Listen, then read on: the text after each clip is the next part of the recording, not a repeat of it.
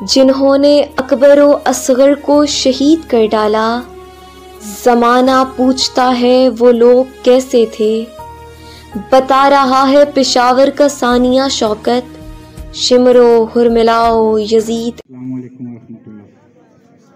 आज का दिन हम 16 दिसंबर 2014 की निस्बत APS पेशावर में होने वाले हादसे की याद में मना रहे हैं। बड़ा कुछ होने के बावजूद भी हादसे हो जाते हैं, क्योंकि हमला आवर प्रोटेक्टर से ज़्यादा ताकतवर होता है। उसके जहन में सारे रास्ते होते हैं, सारी प्लानिंग होती है, और जो प्रोटेक्टर होता है उसके जहन में रास्ते या प्लानिंग नहीं होती। हालांकि जितने भी अटैक्स होते हैं प्रोटेक्टर तादाद में और असले में ज़्यादा होते हैं बनिस्बत अटैकर के, लेकिन क्योंकि अटैकर का माइंड सेट होता है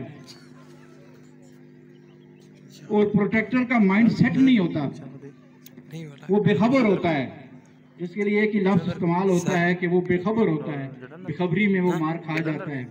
तो हादसे कौमों को बनाती हैं, हादसों से कौमें बनती हैं, बिगड़ती नहीं हैं, अपनी बेहतरीन प्लानिंग करती हैं, बेहतरीन तरीके करने के दरपेश है। ऐसा नहीं है। हमारे नबी मेहरबान सल्लल्लाहु अलैहि वसल्लम इंसानियत को छोड़ें, कायनात में जितनी लिविंग ऑर्गेनिजम्स हैं, जिंदा चीज़ें हैं, वो सब पे मेहरबान है।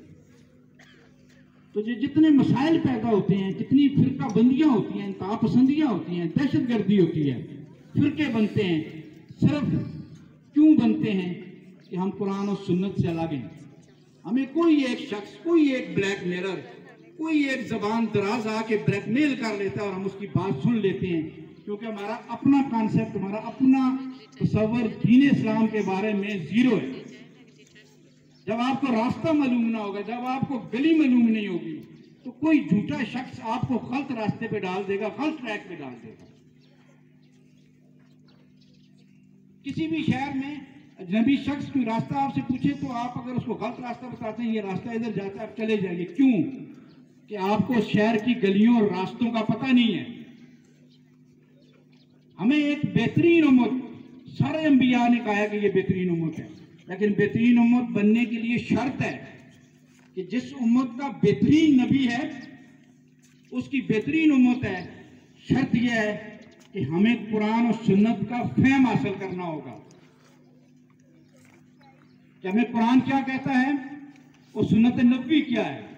इस इल्म से दूर होके सारी खराबियां पैदा हो रही हैं।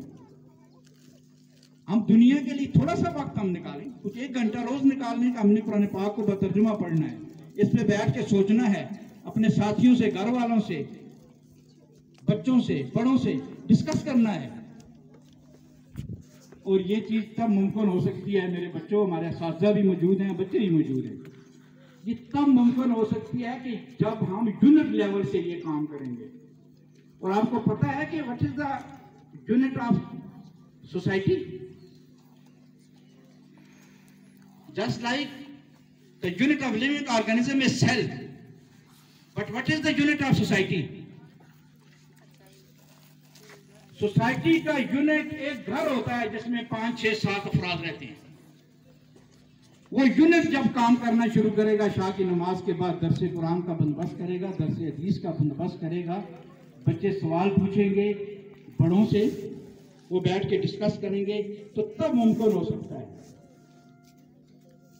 चाहते हैं जो लोग हमारी नबी मेहरबान सल्लल्लाहु अलैहि वसल्लम की तलीमात से मुस्तफीद हुए हैं, उनकी तरफ से कभी भी इंसानियत को दुख नहीं पहुंचेगा, बल्कि हमेशा वो इंसानियत को सुख की तरफ लेके जाएंगे, हमेशा वो इंसानियत की खिदमत करते रहेंगे।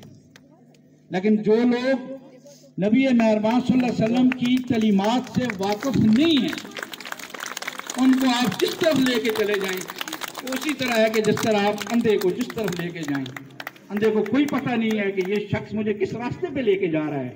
लिहाजा बेहतर रास्ते की तलाश में बेहतर ये है कि हम खुद कुरान और सुन्नत को अपनी आंखों से देखें, अपने दिमाग से पढ़ें, बजाय हम फिरका परस्ती और इंतहा पसंदी में पढ़ने के।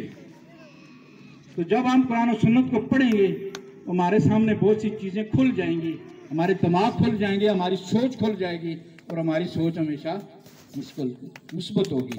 अब ये जो वाक़यात पेश आते हैं इसकी वजह ये है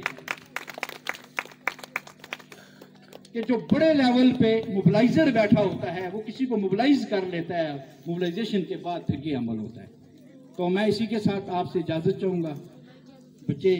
उन बच्चों के लिए दुआ करें, उनके वालिदैन के लिए दुआ करें, अल्लाह ताला उनको सब्र दे, क्योंकि सब्र और शुक्र ऐसी चीज़ है जो इंसान को बनाती है। मुश्किल वक्त आ जाए उसमें आप सब्र करें। अगर आपको अल्लाह ताला अपनी नेमतों से नवाज दे तो उस पर अल्लाह ताला का शुक्र अदा करते रहें और कभी भी अपने आप को, कभी भी अपनी कामयाबियों को अपनी ज़ात के साथ मत जोड़ें, बल्कि आप अपनी हर कामयाबी को अल्लाह की रज़ा, अल्लाह की मदद के साथ जोड़ते रहेंगे तो आप कामयाब रहेंगे। जब कोई इंसान अपनी कामयाबियों को अपनी ज़ात के साथ, अपनी मेहनत के साथ, अपनी दौलत के साथ, अपने मर्तबे के साथ जोड़ता है तो उसके लिए लफ्ज़ इस्तेमाल होता है तकब्बर। और जब कोई शख्स अपनी कामयाबियों को अल्लाह की मर्जी, अल्लाह की मदद के साथ जोड़ देता है, हर वक्त उसके जहन में ये रहता है कि मेरी कामयाबी में मेरा तो कुछ भी नहीं है, मैं तो उस काबिल नहीं था, ये अल्लाह की मेहरबानी है कि मैं इस मुकाम तक आ गया हूँ, तो इसको कहते हैं शुक्र। सब्र और शुक्र दो ऐसे लफ्ज़ हैं जो हर उम्र, हर दर्जे के इंसान को बनाते हैं, उसको मुतमईन रखते हैं, उसको खुश रखते हैं। जब आप सब्र नहीं करेंगे आप परेशान हो जाएंगे, और ये परेशानी ऐसी चीज़ है जिससे बहुत सी बीमारियां जन्म लेती हैं। और मुआशरे में ऐसा भी होता है कि उन बीमारियों की वजह से हमारा एटीट्यूड ठीक नहीं होता, जिससे बहुत सी खराबियां पैदा होती हैं।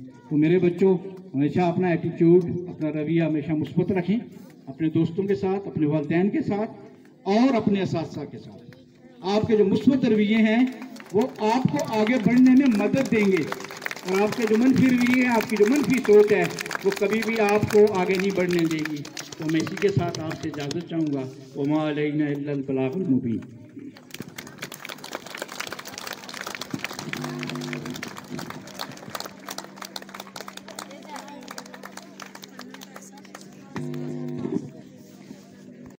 जिन्होंने अकबर व असगर को शहीद कर डाला, ज़माना पूछता है वो लोग कैसे थे। बता रहा है पेशावर का सानिया शौकत, शिमरो हुरमिलाओ यजीद